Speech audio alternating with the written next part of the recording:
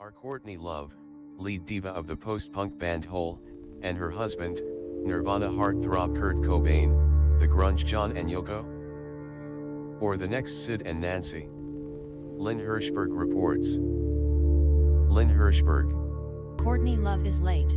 She's nearly always late, and not just 10-15 minutes late, but usually more like an hour past the time she's said she'll be someplace. She's late for band rehearsals, she was late when she used to strip, she was even an hour late for a meeting with a record company executive who wanted to sign her band, Hole. Courtney assumes that people will wait. She assumes that they will forgive her as they stare at the clock and stare at the door and wonder where the hell she is. And they do forgive her. Until they can't stand it anymore, and then they get mad, fed up, and move on. But by that time Courtney is gone, she's off keeping someone else waiting. When she does show up, she shows up. When you're an hour late, you can really make an entrance. She's tall and big-boned and her shoulder-length hair is cut like a mop and dyed yellow blonde. The dark roots show on purpose. Nothing about Courtney is an accident, and today she's attached a plastic hair clip in the shape of about to a few strands. She's wearing black stockings with runs in them, a vintage dress that's a size too small, and a pair of black clogs. Her skin, which has been heavily pancaked and powdered to cover an outbreak of acne, is pasty white, and her lips are painted bright red. She has beautiful round blue-green eyes, which she has carefully made up, but the focus is on her mouth.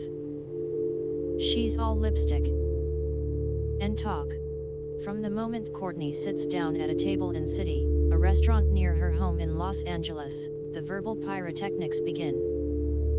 You get the sense that she has a monologue going 24 hours a day, and that sometimes she includes others.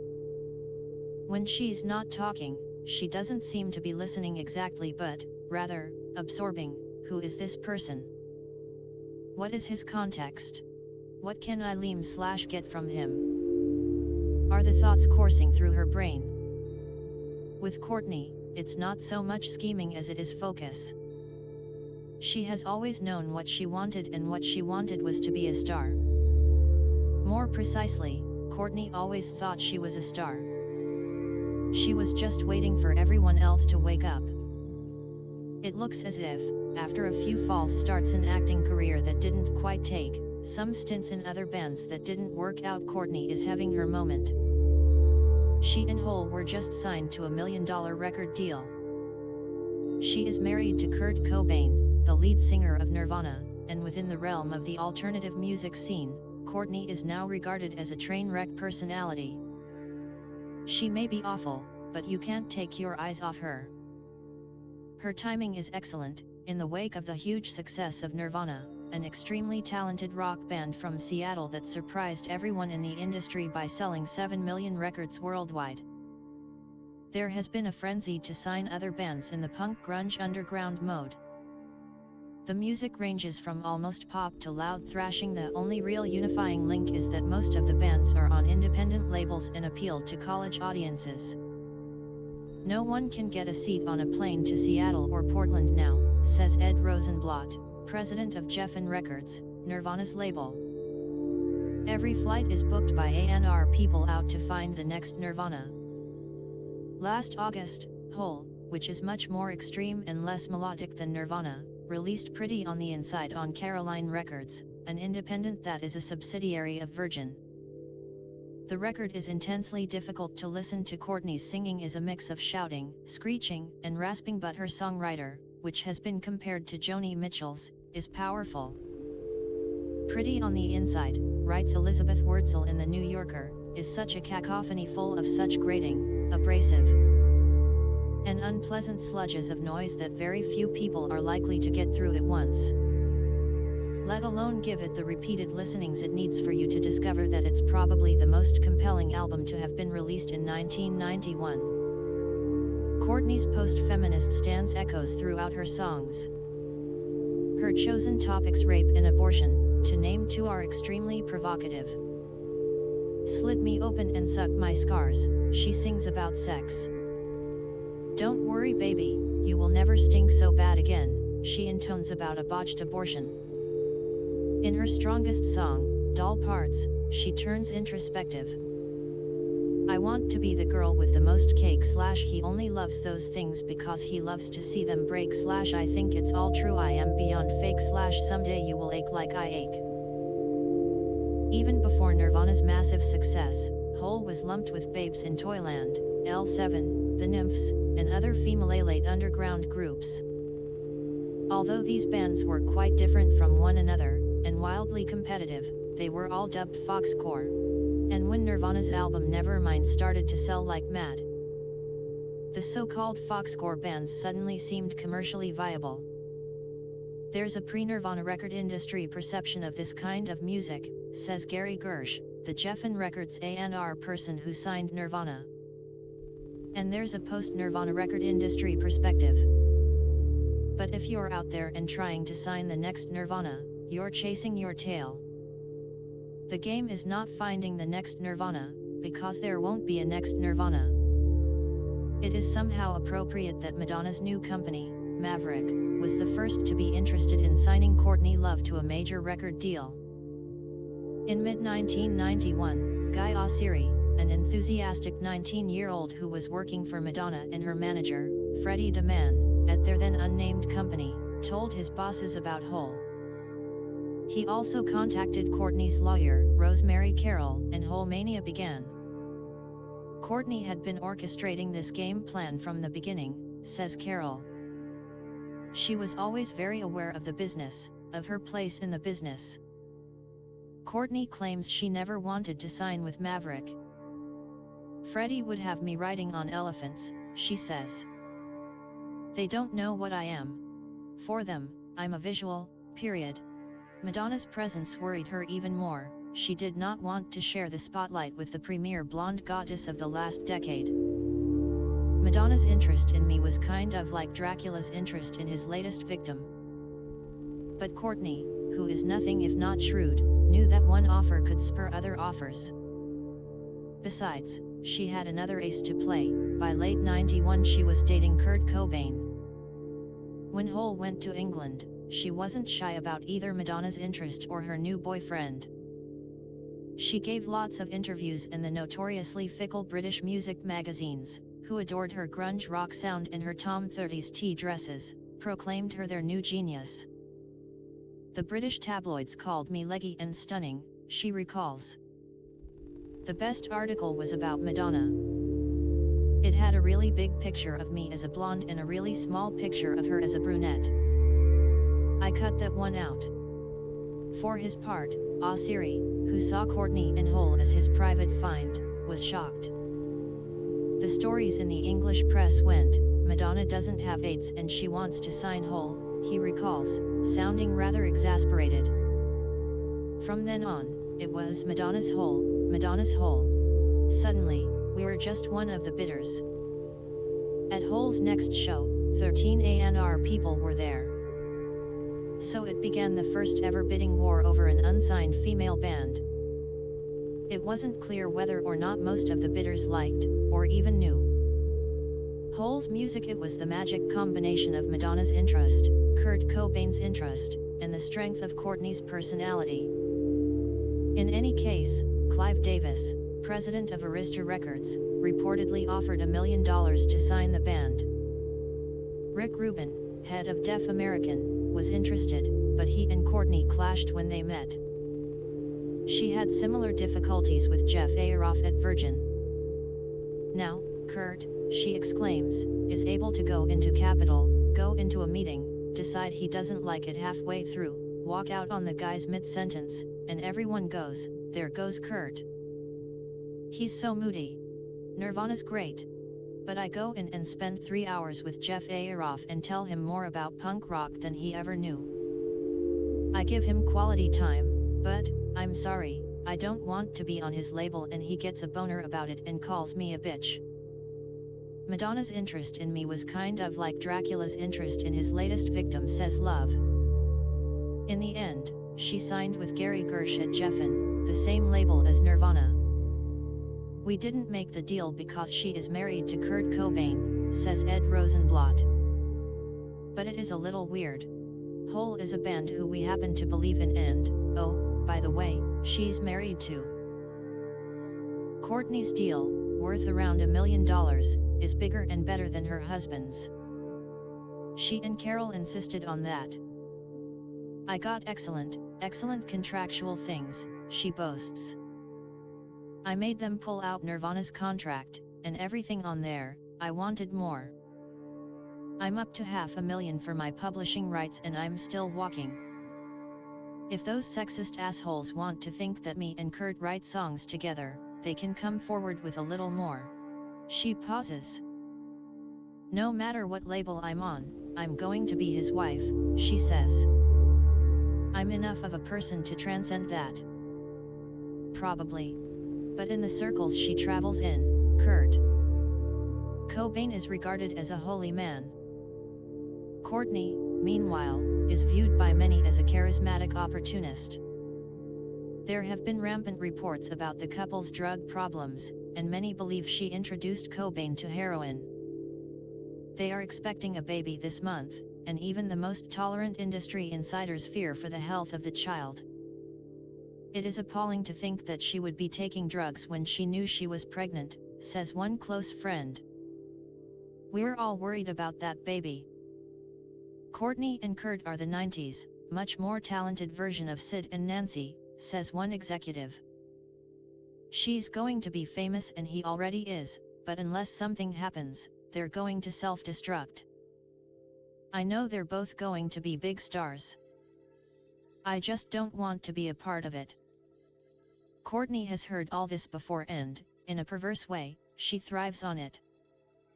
I heard a rumor that Madonna and I were shooting heroin together, she says rather gleefully, lighting up a cigarette. I've heard I had live sex on stage and that I'm H.I.V. positive. Courtney laughs. None of these statements is true, although the live sex thing is a very persistent rumor. Now, she continues, balancing her cigarette on the edge of the ashtray, I get a chance to prove myself. And if I do, I do. If I don't, hey, I married a rich man. She drags for dramatic effect. She's joking and, then again, she isn't. Audacity is one of the keys to her charm. You know, I just can't find makeup that stays on in the summer, she says, abruptly changing the subject. Courtney stamps out her cigarette, rummages through her purse, and heads off to the bathroom. Only about a quarter of what Courtney says is true, says Kat Gilland, the leader of Babes in Toyland. But nobody usually bothers to decipher which are the lies. She's all about image. And that's interesting. Irritating, but interesting. When it comes to biographical information, Courtney is hard to track. She says she was born in San Francisco in 1966, her father was involved with the Grateful Dead, and her mother, who was from a wealthy family, was a follower of various gums. Courtney hated school and moved around quite a lot, from boarding school in New Zealand to a Quaker school in Australia to where she ended up Oregon. At 12, she stole a Kiss t-shirt from Woolworths and was sent to a juvenile detention center. To be quite honest, she recalls, I got into it. I was very semiotic about my delinquency. I studied it. I learned a lot. I'd grown up with no discipline and I learned a lot about denial. It did not have an adverse effect on me. After 3 years, around 1981, she was out and living on a small trust fund. She had pretty much decided that music would be her world. She also began stripping, an occupation that has, off and on, supported her for most of her adult life. I didn't want to sell drugs, she explains. I didn't want to steal cars. I didn't want to be a prostitute. So I stripped. And I was fat then, she continues. You can be fat and strip. I'd strip at Jumbo's Clown Room. Or I'd work in the day at the Seventh Veil. I didn't have a gimmick. I see girls now who are trying to be alternative. They won't make a dime. You've got to have white pumps, pink bikini, fucking hairpiece, pink lipstick. Gold and tan and white. If you even try and slip a little of yourself in there, you won't make any money. Through the classifieds in a punk fanzine called Maximum Rock and Roll, Courtney had begun corresponding with Jennifer Finch, a kindred spirit who was living in LA. I came and visited her, Courtney says, and entered the glamorous world of extra work. Jennifer had been working part-time as punk rock color on TV shows like Quincy and Chips, and she brought Courtney along. I met a lot of people through that, she says. One of those people was Alex Cox, who was about to direct Sid and Nancy. All the punk rock extras went up for parts in Sid and Nancy, Courtney recalls. He met me and he put his arm around me and said the most subversive thing he could think of was foisting me on the world. That was back when I was really overweight, too. But I wasn't scared. I wanted to act ever since Tatum O'Neal won the Oscar. She was cast as Nancy Spungen best friend, and then Cox wrote Straight to Hell, an incomprehensible spaghetti western, for her. There were rumors that the two were lovers, but Courtney vehemently denies any romantic involvement. I was sexless, she says. People say we were a couple because that's how they explain his interest in me. During that time, I did not sleep with anybody. I was fat, and when you're fat you can't call the shots. It's not you with the power. Following Straight to Hell, Courtney decided to abandon her musical aspirations and concentrate on acting. She took the $20,000 that she'd been paid, moved out of Jennifer's house, rented an apartment, and bought a pink Chanel suit. She was taking the bus. She still doesn't know how to drive, despite having lived in LA for 10 years, but she was well dressed. I didn't quite pull it off, she says. A friend went to a party and told Jennifer, Courtney was wearing Chanel and she had a glass of champagne in her hand, but her makeup was exactly the same. It wasn't quite right. I had this publicist who was obsessed with Madonna and obsessed with me, and she decided to make me into a star. I just couldn't pull it off. I'd jet sits. It occurred to Courtney that you could have acne and still be a rock star, so she moved back to Portland, slimmed down, and started singing in bands, including Faith No More, which has gone on to tour with Guns N' Roses and Metallica. She met Kat Bjelland, and in '84 or '85, Courtney and Jennifer and Kat moved to San Francisco and started a band called Sugar Baby Doll. We wore pinafores and played 12-string Rickenbackers, she says. It was a disaster. It wasn't a punk band. Sugar Baby Doll was softer, sweeter. Jennifer and I were not into it, recalls Kat. We wanted to play punk rock. Courtney thought we were crazy. She hated punk then. In the alternative world, integrity and credentials are everything, and Courtney is viewed by most as a late convert to the world of punk. I was new wave more than hardcore, she admits. I thought the whole punk scene was really ugly and unglamorous, and I needed it to be glamorous. I'm into it now, but back then I'd go to Black Flag shows and refuse to go in. It was just all these boys killing each other. After the San Francisco debacle, she moved to Minneapolis and played briefly with Kat's new band, Babes in Toyland. She and Kat clashed, and she went to Alaska to strip. Then she moved to Portland briefly, and by 1989 she was back in Los Angeles. I just couldn't take it anywhere else, she explains. Minneapolis was so fucking unpretentious. Everyone has a flannel collection and is in a band named after a welding instrument.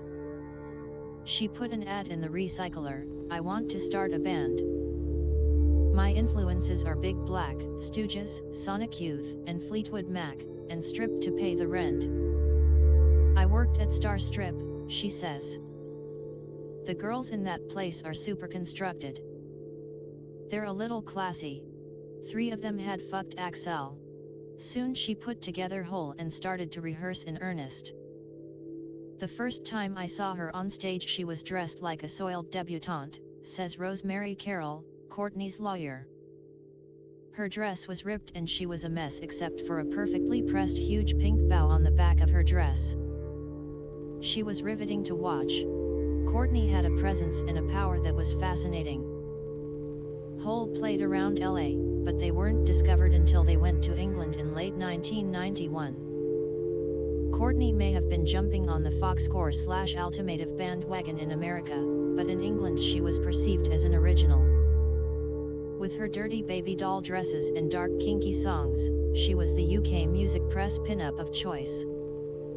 "I thought they'd be terrified of me," she says. This loud American woman. But it worked. "We sold a lot of records. And they came back to a buzz in the States." By then, she was together with Kurt and the Madonna thing happened and everything was falling into place. "It wasn't surprising," Courtney says. Wasn't surprised. I always knew." It's about 7 p.m. on a balmy night in early summer and Courtney is knocking on the door of her apartment. She has lost her key or forgot her key or can't find her key. "Whatever. Courtney," she sings songs. "Come to the door." After a short wait, he opens it. "Where's your key?" he asks, looking as if he's just woken up. Kurt is wearing pajama bottoms, is bare-chested, and has a sparkly beaded bracelet on his wrist. He is small and very thin and has pale white skin.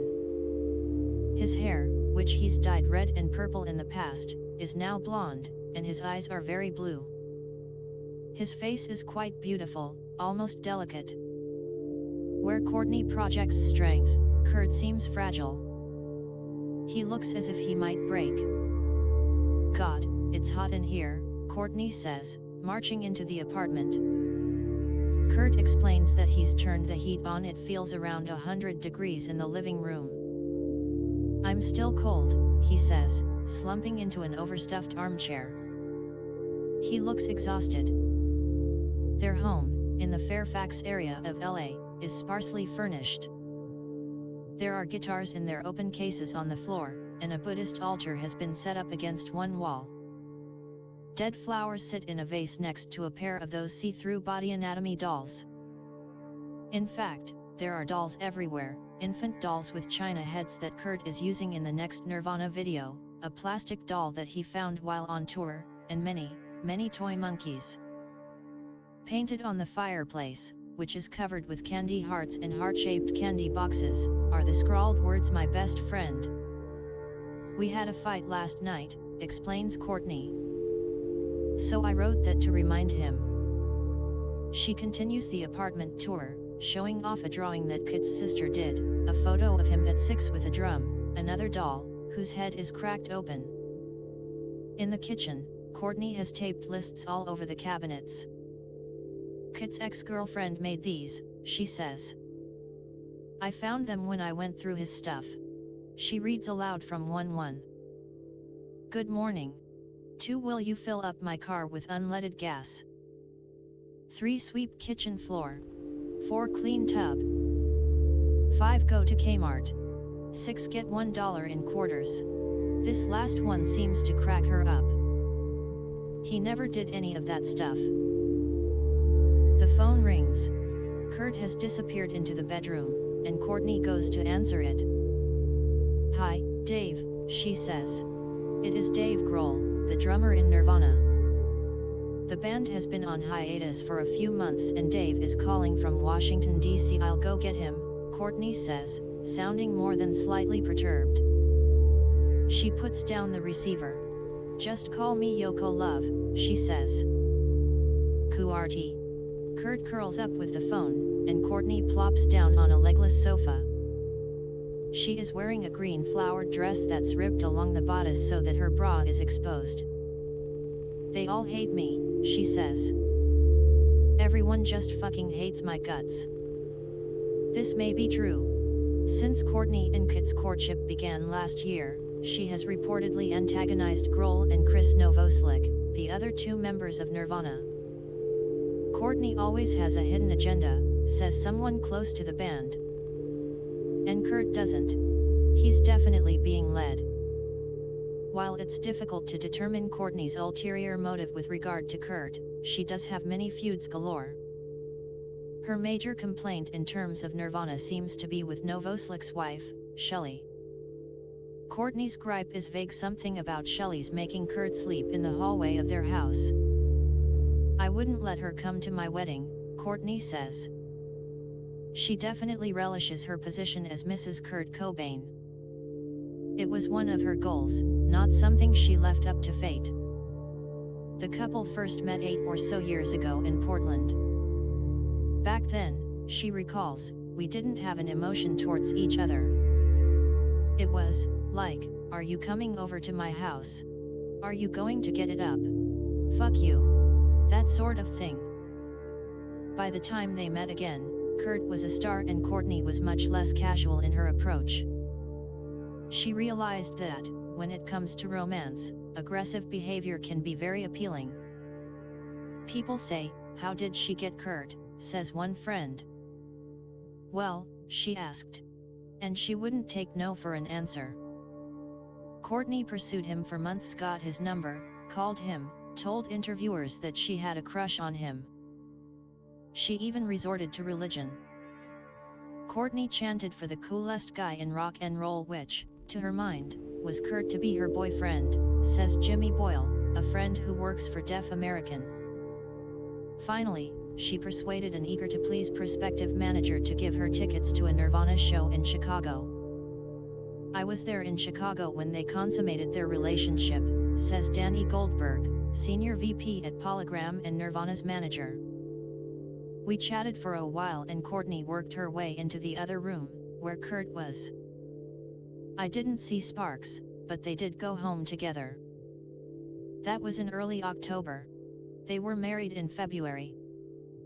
It wasn't really quite that simple. Initially, Kurt had his doubts. Reportedly, he had been too busy recording and then touring with Nirvana to focus much on romance. Kurt is very smart, says one friend, but he's shy. A lot of people mistake that shyness for a lack of confidence, but he does know his own mind. When Courtney showed up, I think he was attracted to her flamboyance. She was very sexual and I think she just took him over. He went on TV and said she was the best fuck in the world. Still, there were problems. He thought I was too demanding, attention-wise, Courtney says matter-of-factly. He thought I was obnoxious. I had to go out of my way to impress him. By the time he proposed, she was pregnant. The wedding was in Hawaii. Kurt, who once planned to wear a dress, wore pajamas, and Courtney wore a white diaphanous item that had dry rot.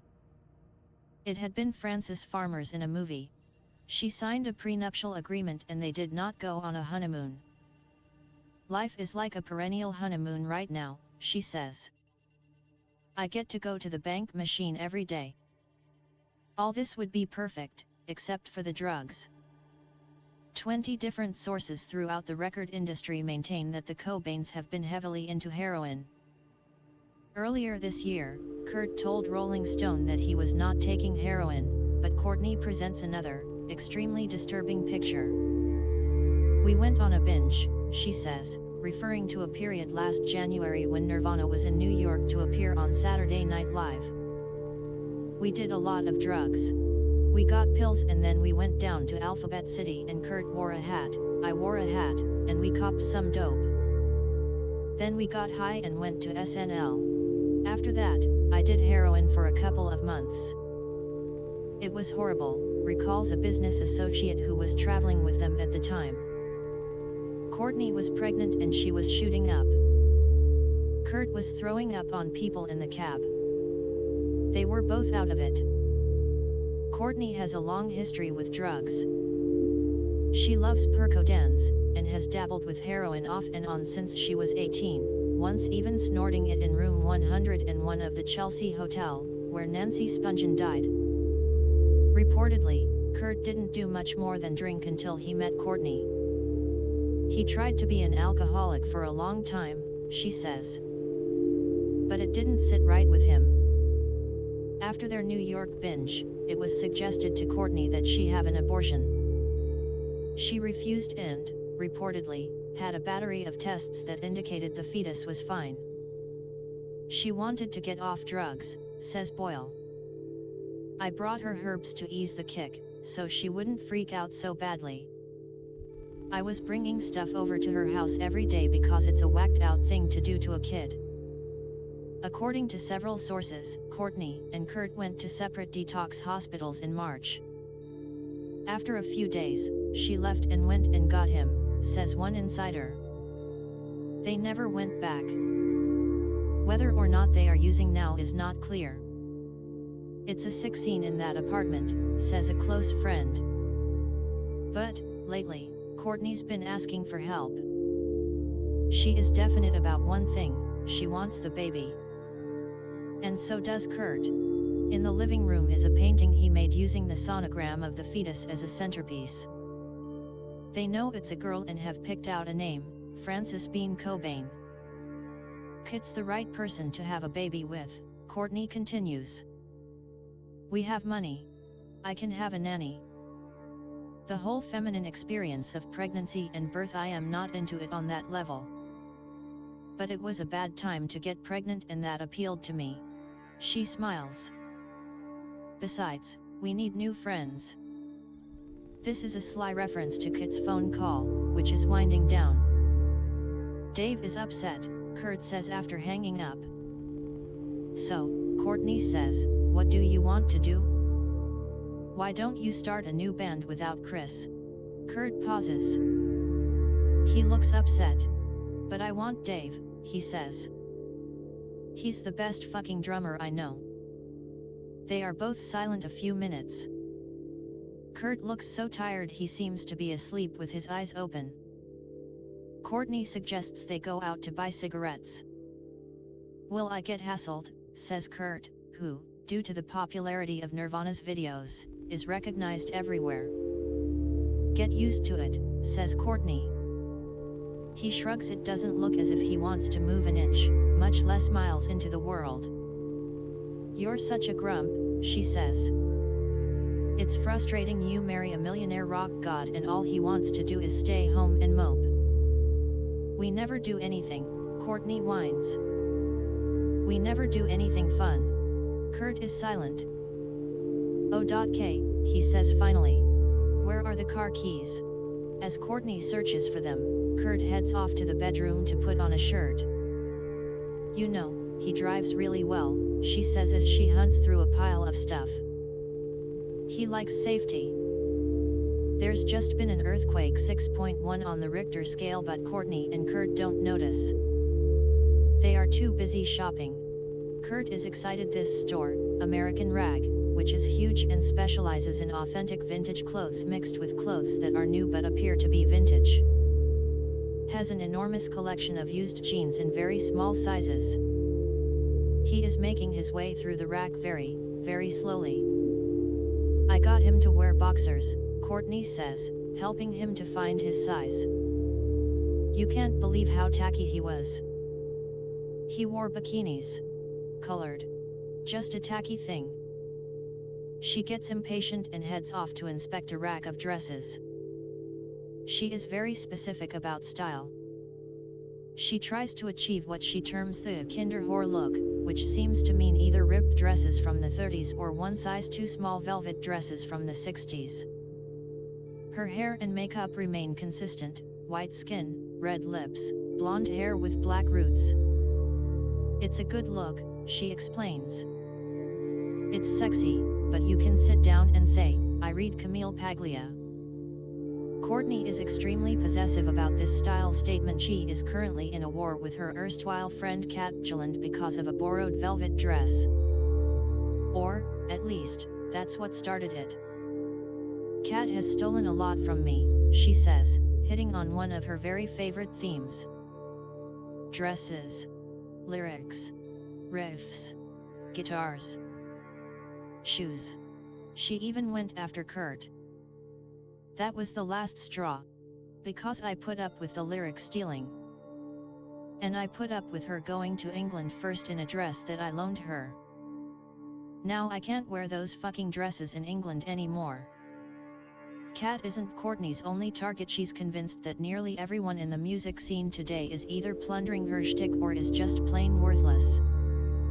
She hates Inger Laurie, the lead singer of the Nymphs, despises Pearl Jam, another terrific Seattle band, is angry with Faith No More, has quarreled with Jennifer Finch of L7, and is convinced that Axl Rose is an ass, and he also goes out with models, and so on. Not surprisingly, she also has a few concerns about Madonna. I didn't want to get involved with her, because she's a bad enemy to have, Courtney says, giving a navy dress a closer inspection. I don't want her to know anything about me, because she'll steal what she can. What I have is mine and she can't fucking have it. She's not going to be able to write lyrics like me, and even if she does get up on stage with a guitar, it's not going to last. I don't care how vain and arrogant this sounds, but just watch, in her next video, Madonna's going to have roots. She's going to have smeared eyeliner. And that's me. Courtney pauses, pressing the dress against her body to check the size. In some pictures, I come across as a 14-year-old battered rape victim, she continues. And she wants that image. Madonna's response to this outburst? Who, she asks, is Courtney Love? Nevertheless, Courtney is very serious about her vendettas. They have an equalizing effect. By trashing the likes of Madonna, she becomes, in some twisted way, her peer. Courtney's delusional, says Bjelland, who hasn't spoken to her in a year. I called her a while ago because I was worried about her baby and her sanity, but I never heard back from her. In the past, I always forgave her, but I can't anymore. Last night, I had a dream that I killed her. I was really happy. None of this phases Courtney. She isn't particularly interested in the consequences of her actions. She is, instead, after a certain kind of acknowledgement. Courtney wants her power known, and aside from the fact that everyone is stealing from her, she feels one of her main obstacles in this quest is the whole beauty thing. She has written a fanzine for whole devotees called "And She's Not Even Pretty" because, she explains, a lot of the anti-Courtney factions say, "And she's not even pretty. Here's this new rock star Kurt, and he's supposed to be married to a model, and he's married to me." This delights her, and she takes her stack of dresses over to Kurt, who is still carefully looking at each pair of jeans. He seems in a trance-like state, and the salespeople, who all recognize him, keep their distance. "Isn't he pretty?" she says. Kurt doesn't seem to hear her. "We go out once in a while and women look at him like they're starving," she goes on. Kurt continues to move through the rack in slow motion. "A lot of people want a piece of that new fame thing," she says. "I can understand that." It's later the same evening and Kurt is sitting in the parking lot of a 7-Eleven, waiting for Courtney to buy dinner, which consists of cookies, fruit juice, and cigarettes. As he stares out the window, a large van pulls up and a guy in full heavy metal gear gets out. He is wearing a Nirvana t-shirt. "That guy has on a Nirvana t-shirt," Kurt says rather sadly. The heavy metal audience was not what he had in mind when he wrote "Smells Like Teen Spirit." "I'm used to it now, I guess," he says softly. "I've seen it a lot." Commercial success in the alternative world ruins your credibility, and Kurt is deeply concerned with staying true to his vision.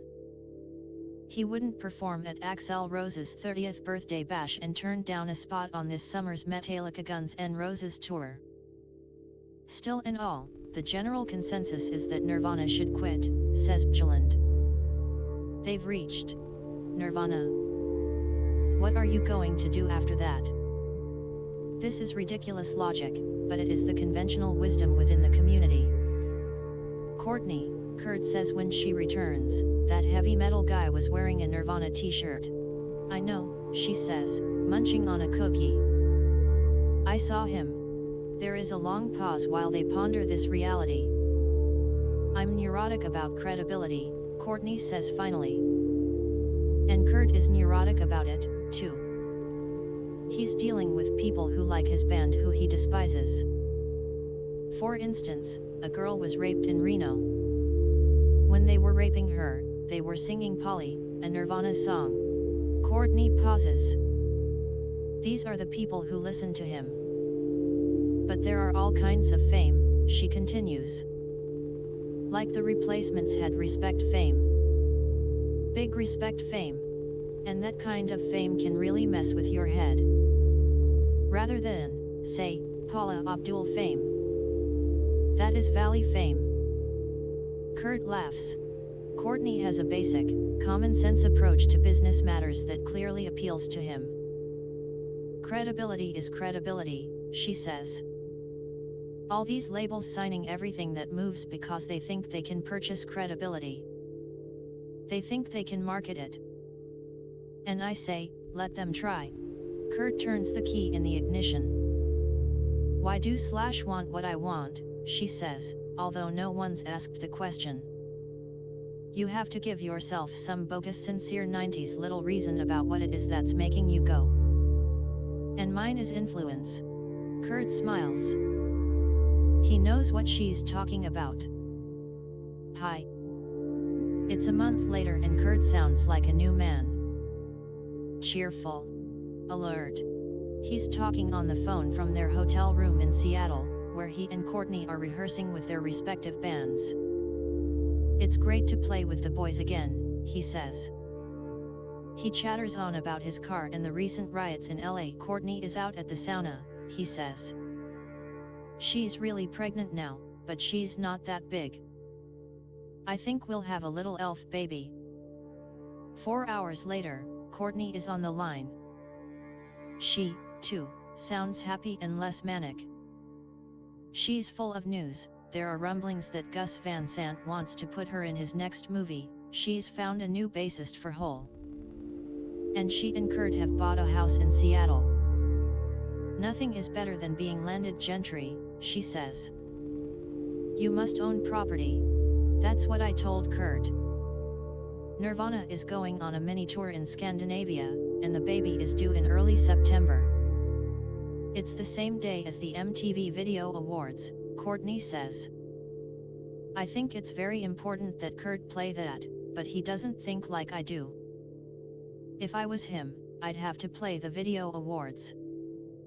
I appreciate money. Kurt doesn't see it the same way. This is typical Courtney, eyes always on the prize. I heard a couple of new rumors about me, she says gleefully. That I'm Nike and Kurt married me for Nike money. That's why he's attracted to me. She laughs. There's still talk about drugs and she knows it. Throughout the industry, there is increased worry about little Francis Bean. The worst thing, she says, avoiding mention of the persistent drug rumors, is when people say Kurt's helping me to make it. She pauses. If anything, Kurt has hurt me. That's going too far, and Courtney stops herself. No, she says, backpedaling. Things are really good. It's all coming true. Courtney laughs. Although it could fuck up at any time. You never know.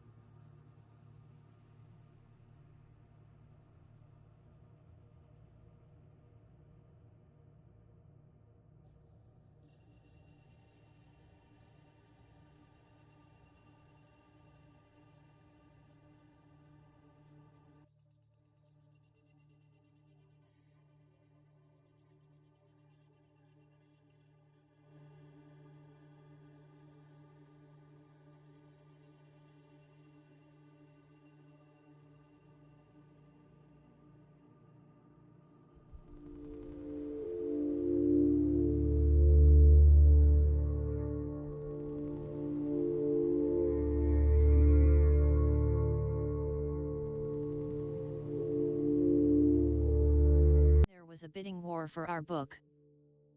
We signed contracts with Hyperion in the US, and Boxtree in Britain, and pretty soon we had actual cash in our hands and we were ready to roll.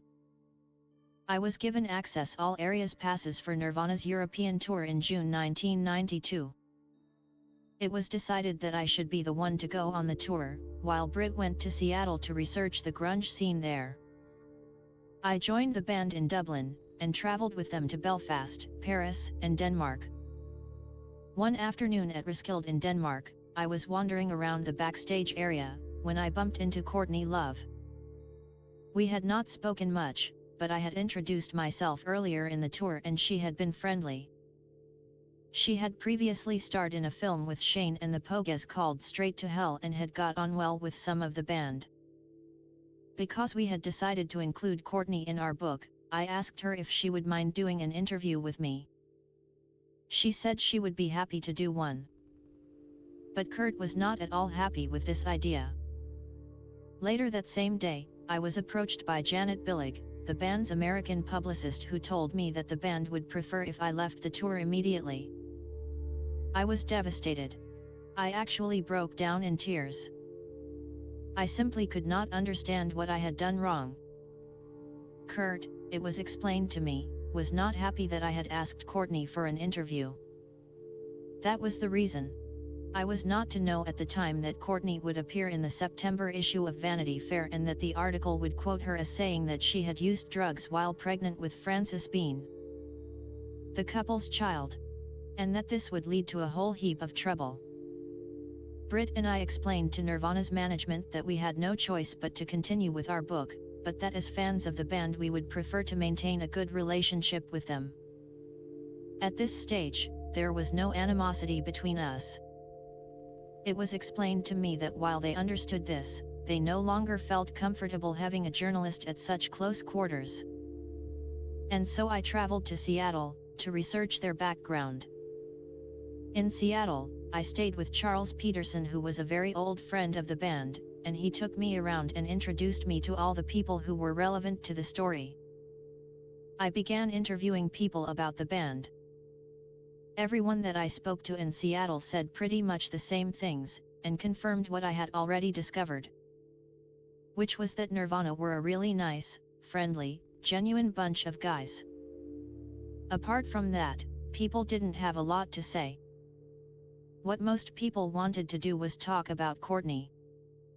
And the things that they said about her were not positive. I have to confess that although I am not proud of it, I rather enjoyed the bitching because it made for a more interesting story.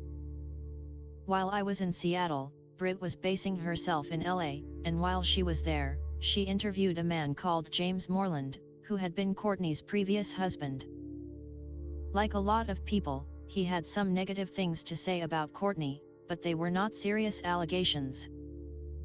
They mainly concerned her treatment of his puppies and her taste in music. At this point, none of the material that Brit and I had gathered could in any way have threatened Kurt or Courtney. Then overnight, everything changed. The September issue of Vanity Fair appeared, with Courtney on the cover, and in an interview with Lynn Hirschberg, she was quoted as saying that she had used Class A drugs, while pregnant. In the state of California, it is a criminal offense to knowingly take drugs while pregnant, and if proven, it can result in a child being removed from the parents.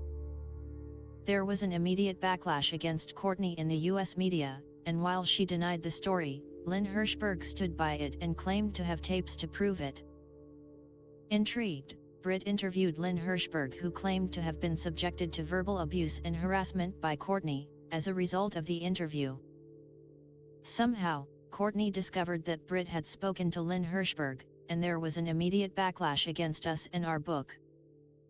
I arrived at a Nirvana show in Seattle later in the month, and was told that I had been barred from all of their gigs. Charles, the photographer with whom I had been staying, withdrew his permission for us to use his photos, which had been an integral part of the book. Friends of the band who had not hesitated to tell me how much they disliked Courtney now told me that they could no longer speak to me. Then, on the night of October 22nd, while I was in bed with the flu, Courtney called me. I heard the phone ring, but switched it to silent. In the morning, the answer machine tape was full and there was 30 minutes of messages from both Kurt and Courtney, which is where I began this story. After I left Seattle, I wanted to call Kurt and see if the situation could be sorted out. I knew that he was furious, but I still liked him and respected him. Having discussed the matter with our agent, Britt and I were advised not to speak to Kurt and Courtney. Instead, we made a decision which further inflamed the situation. We gave the answer machine tape to Entertainment Weekly magazine and they printed the transcript in full, across 2 pages. The story was picked up by the LA Times, the New York Times and most of the British and Irish papers. If this book ever came out, it would already be world famous. At this point we still had not yet begun actually writing the book, and to be honest, if we had not been obligated to our publishers, I would have moved back to London and abandoned the project. It had never been my intention to write a muckraking book. I felt totally out of my depth. And